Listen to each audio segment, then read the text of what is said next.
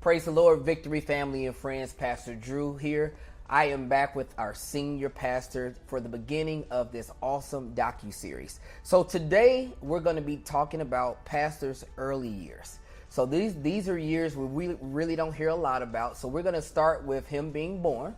Obviously, he got here by some parents. So we're going to go there all the way to the age of 12 to try to get an idea of what pastor was like in his early childhood years. So, Pastor, I'm going to go ahead and just give you the floor. So, obviously, you got here by somebody.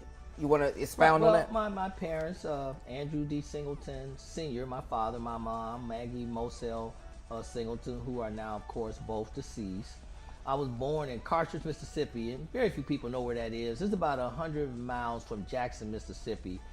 At about 6 months old, I was brought up here. My father led the whole family from the to the northern migration is what it was called, from the south to the north back in those days.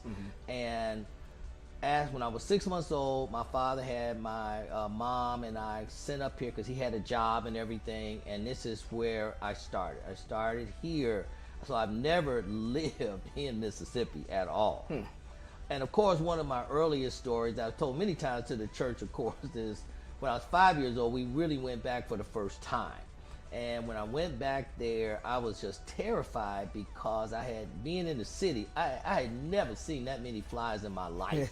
And so I was in the car, and as I got ready to get out, flies were just everywhere. And I remember closing the door, and remember now, we're talking about country people. So my Uncle Hambone looked in the car and said, "Junior, if you don't get out the car, there are gonna be more flies in the car than out here." So that's where I get I'm traumatized by flies. You know, I just cannot stand flies. Even when I'm counseling now, somebody got to go if a fly is in the room. I've even seen Pastor kill a fly in the middle of a message and didn't skip a beat. Sure did. I've done it several times. You know, they shouldn't have been up there preaching. So that's where the fly phobia came from. That's where the fly phobia came from.